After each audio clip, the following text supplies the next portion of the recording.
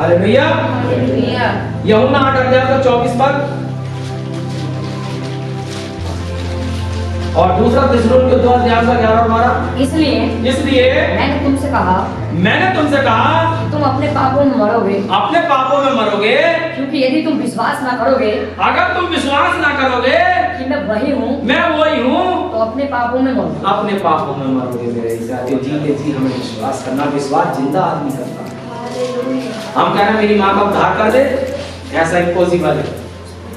Hallelujah. दूसरा थिस्सलुनीके 2:11 और 12 में क्या इसी कारण परमेश्वर तुम्हें एक भटका देने वाली सामर्थ को भेजेगा। अगर आपने 10 साल वचन सुन लिया, 20 साल वचन सुन लिया और फिर भी नया जन्म नहीं हो पाया, तो परमेश्वर का वचन कहता फिर वो भटका देने वाली एक आत्मा को अंदर भेज देगा। पता फिर क्या कहा, ये चर्च बुरा है, इस चर्च में मैं नहीं रहूंगा, ये पादरी मुझे बुरा लगता है। फिर भटका देने वाली आत्मा उसे इससे निकाल के ले जाएगी। भटका देने वाली सामर्थ को भेजेगा कि वे झूठ की प्रतीति करें, फिर वो उसे झूठ बहुत अच्छा लगेगा। आगे, ताकि जितने लोग सत्य की प्रतीति नहीं करते, अधर्म से प्रसन्न होते हैं, वे सब दंड पाएं। मेरा साथियों, हालेलुया। क्या आपको अच्छा लग रहा है? नया जन्म की सबसे पहली सीढ़ी, नए जन्म की सबसे पहली सीढ़ी क्या होती है? आइए मेरे साथ देखिए, रोमियो की पुस्तक उसका 10 अध्याय उसका 17 पर नए जन्म की सबसे पहली सीढ़ी। अतः विश्वास सुनने से और सुनना मसीह के वचन से होता है, अखबारों से नहीं, किसी और किताब से नहीं, मसीह के वचन से होता है। विश्वास कैसे आता है? सुनने से। और सुना कहां से जाए? चर्च में आने से। विश्वास सुनने से और सुनना परमेश्वर के वचन से होता है। और जब हम सुनते हैं वचन को, और जब वचन को हमारे अंदर जाता है, तो हमारे वचन की गहराइयां हमारे अंदर आती है और हमारा जीवन बदलता चला जाता है। सबसे पहली सीढ़ी क्या है? सुन। जब आप किसी की सुनेंगे नहीं तो आप करेंगे क्या? जैसे पिता का आज्ञाकारी बनना है, तो आज्ञाकारी कैसे बनना है? खूब हाई तेज आवाज करके ईयरबड कानों में लगा के मोबाइल सुनना है। अरे भाई, मैं अपने बाप का कहना मानता हूं, बाप का जा रहा पानी लिया, कानों में हेडफोन लगा। अरे पानी तभी तो लाएगा जब वो उसकी बात सुनेगा बाप की, है? तो वचन क्या है? सुनने से, और सुनना परमेश्वर के वचन से। अब सुनने का टाइम ही नहीं है तो जीवन कहां से बदलेगा? भाई समय में से समय तो निकाला जाएगा। लोग कहते हैं मुझे छुट्टी नहीं मिली, मुझे काम बहुत है। दुनिया का कौन सा ऐसा आदमी होगा जो उसकी वाइफ बीमार पड़ी हो और इमरजेंसी छुट्टी लेकर ना जाए? लेकिन वो संडे में बोल देगा, शादी में बोल देगा, हर जगह बोल देगा, लेकिन अपनी पत्नी की बीमारी को नहीं दे सकता, वो आएगा छुट्टी लेकर।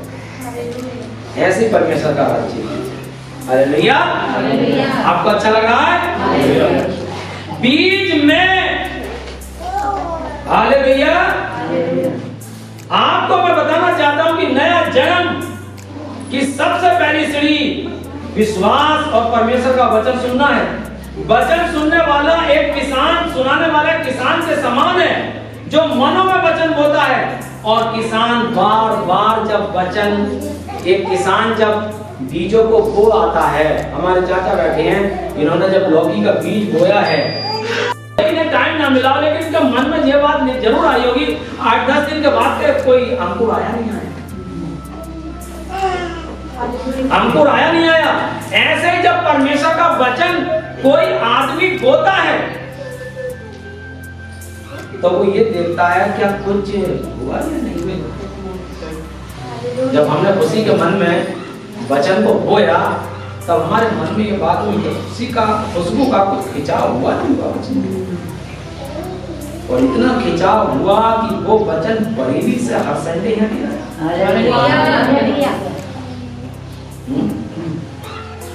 अब जब किसान क्या करता है, वो जाकर देखता है कि क्या अंकुर आ गए या नहीं आ गए। ऐसे ही पास्टर के मन में भी होता है, जब वो संडे में मेहनत करता है और जब प्रचार सुनाता है तो वो भी सोचता है क्या कुछ खिंचाव हुआ। अगर वो 1 साल तक बीज बोता है और अंकुर आए ना अंकुर ना आए तो क्या करता है, दूसरा बोता है। तो ये तो चाहता कि मेरी ये सब परमेश्वर का राज्य बढ़े है। एक गांव का आदमी होने के नाते मुझे इन बातों का पता है। जब हम गेहूं बोते थे अपने हाथों से तो हम रोज तब तक नहीं जाते थे जब तक उसमें से अंकुर नहीं आते थे। कोई को पता नहीं अंकुर कहां है। हालेलुया। ऐसे ही नया जन्म है और बार बार किसान देख कर जाता है कि हृदय छिदा या नहीं छिदा। और एक दिन जब वो जाता है चाय पीने के लिए कि आज मैं आपसे मिलने आया हूं, और चाय के समय कहता परमेश्वर आपको बड़ी आशीष दे पास्टर साहब, ऐसा वचन मैंने आज तक नहीं सुना। मैं आपके चर्च आना चाहता हूँ, आपके चर्च आना चाहता हूँ। अब क्या हो रहा है, अब वो बीज मन की क्यारी में बढ़ रहा है।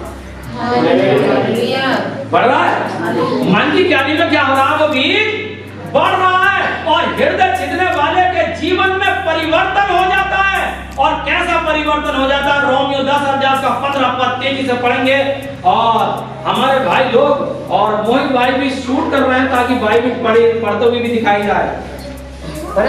हाँ, और यदि भेजे न जाए, और यदि भेजे ना जाए तो कैसे प्रचार करें?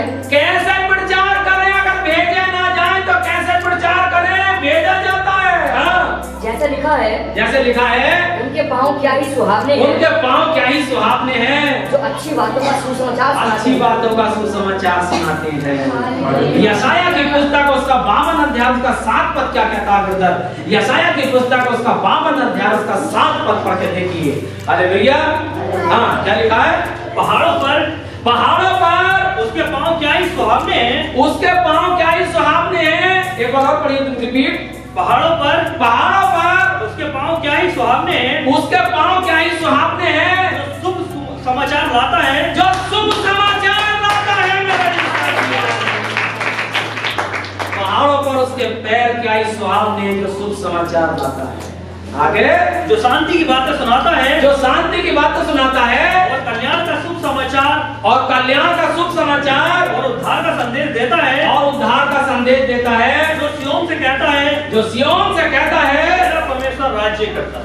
तेरा परमेश्वर। बैठ जाइए ब्रदर। हालेलुया। वचन की गहराई में जा रहे हैं। हालेलुया।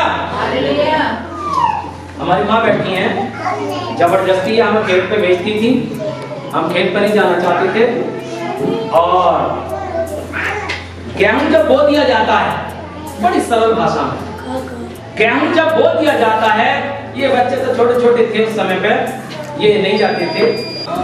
तो अब सबसे खतरनाक विषय है क्या? अब गेहूं के कल्ला का प्रचार करूंगा। अंकुर हिंदी में कहते हैं, कल्ला है, आप कल्ला समझते हैं, स्प्राउट। अब कल्ले ऊपर आ गए और हल्की हल्की ग्रीन जैसी जमीन दिखाई दे रही। सबसे खतरनाक अभी मामला, अभी तक कोई नहीं आए, अभी तक जंगली पक्षी नहीं आए, अभी तक कोई भी पक्षी नहीं आया, लेकिन जब जरा सा हरा कल्ला दिखाई देने लगा तो कोई को पता चल गया दाना इस इंडिकेटर के नीचे ही है। और जब हम खेत पर जाते थे, थोड़ी देर में अगर जाते थे तो हमने क्या देखते थे कि सफेद वो हरे हरे कल्ले कटे पड़े हैं और दाना जगह खोदी। अब वो कल्ला क्या है? इंडिकेटर है। इंडिकेटर कैसे है? कल्ला ऊपर से गोवा देख रहा है और हरी हरी जगह है, इसका मतलब यहीं पर है। इससे पहले नहीं आया वो, जब उसका जीवन खराब था, जब वो शराब पीता था, जब वो गुनाह में था, जब वो बीमारी में जकड़ा हुआ था, जब दुष्टात्माओं में डूबा हुआ था, कैंसर में था, ट्यूमर में था, इन परेशानियों में था, तब वो नहीं आया कुआ। जब आया, जब उसके अंदर अंकुर आ गया। खुशबू अब तो चर्च नहीं जाएगी। किस पास्टर से बात करती है? अब सोनी तू चर्च नहीं जाएगी। अब तुम चर्च नहीं जाओगे क्योंकि अभी तक जब जीवन बर्बाद शराबी का जीवन था, अब कुछ नहीं था। हमारा ईमान अलग है, हमारा विश्वास अलग है। हम मर जाएंगे, कट जाएंगे, लेकिन अच्छाई को ग्रहण नहीं करेंगे।